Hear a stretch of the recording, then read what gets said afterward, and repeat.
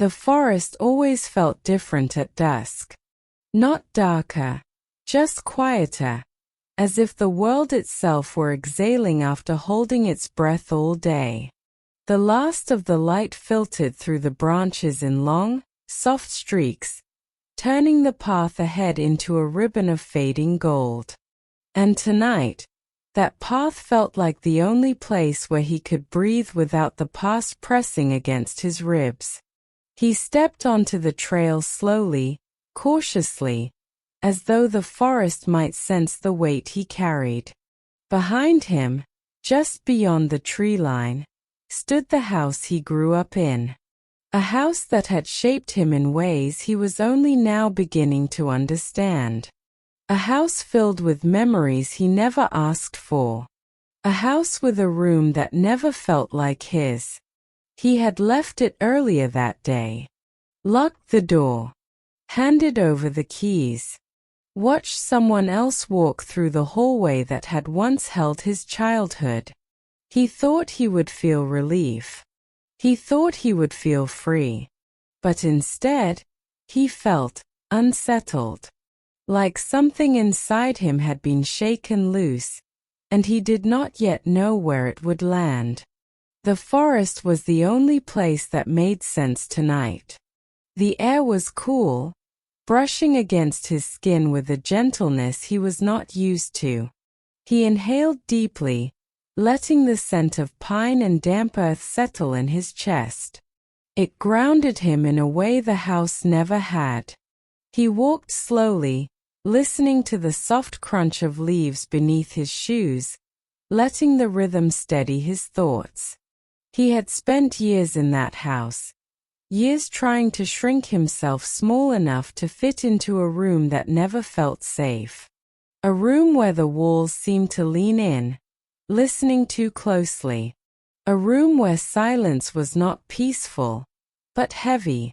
A room where he learned to hold his breath, to stay quiet, to disappear when the world outside his door became too loud. He remembered the window. How many times had he stared through it, wishing the world outside would reach in and pull him out? How many nights had he pressed his forehead against the cold glass, imagining a different life, a different version of himself? He kept walking, the forest floor softening beneath his steps. The deeper he went, the more the memories loosened, not gone, but less sharp, like old photographs left too long in the sun. He remembered the bullying. Not the details, those had blurred over time, but the feeling. The way it hollowed him out. The way it made him question his worth before he even understood what worth meant. The way it followed him home, slipping under the door like a shadow that refused to stay outside. He remembered the way he used to sit on the edge of his bed, staring at the floorboards, trying to make sense of why he felt so different. Why he felt so small. Why he could not seem to move ahead, no matter how hard he tried.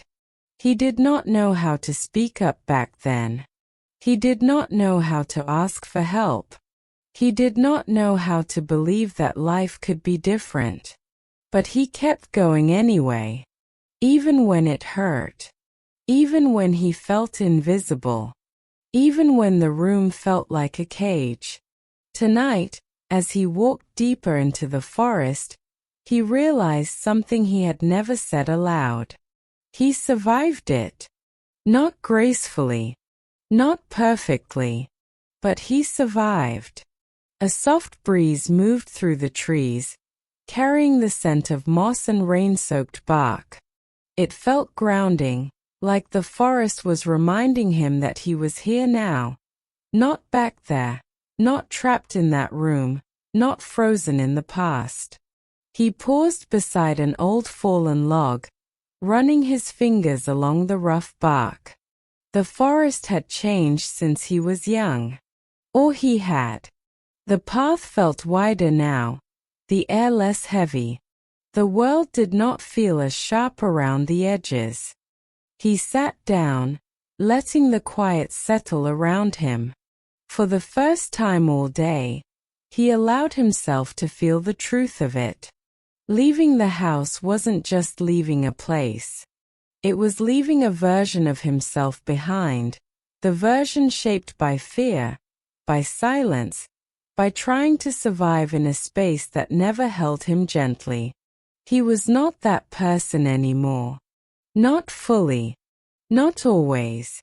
But the past still tugged at him, like a hand on his sleeve. He closed his eyes and breathed in the cool evening air. The forest did not judge.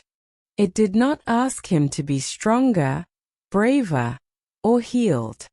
It just held him, the way the house never did.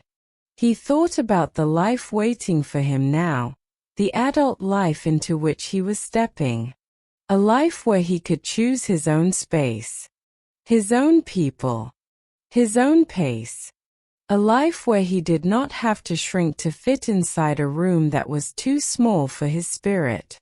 But stepping into that life felt uncertain, like walking into a room without knowing where the light switch was. He was not afraid of the future, not exactly. He was afraid of carrying the past into it.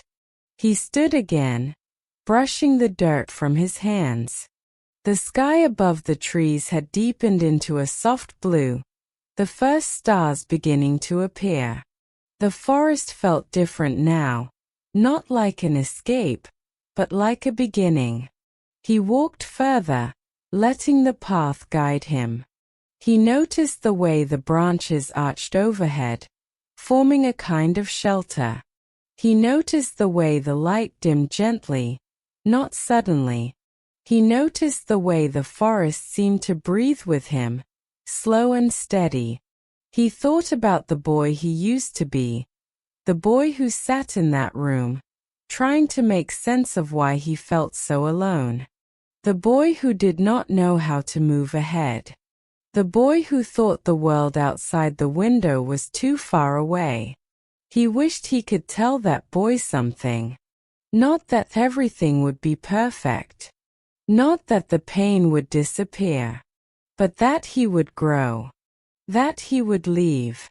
That he would find places, and people, who made him feel seen. He wished he could tell him that the room did not define him. That the bullying did not define him. That the fear did not define him. He wished he could tell him that he would walk through a forest one day, breathing freely, feeling the weight of the past without being crushed by it. He reached a small clearing where the trees opened to the sky. The last of the dusk light lingered there, soft and warm. He stood in the center of it, letting the quiet wrap around him. He took one last look toward the direction of the house. Not with anger. Not with fear. Just with understanding. That place shaped him. But it did not define him. Not anymore. He turned back to the path and walked forward, the dusk settling gently around him. Each step felt lighter. Each breath felt fuller. And for the first time in a long time, the future didn't feel like something to fear. It felt like something he was finally ready to meet. The forest whispered behind him as he walked, a soft reminder that leaving is different from losing. Sometimes, leaving is how you begin.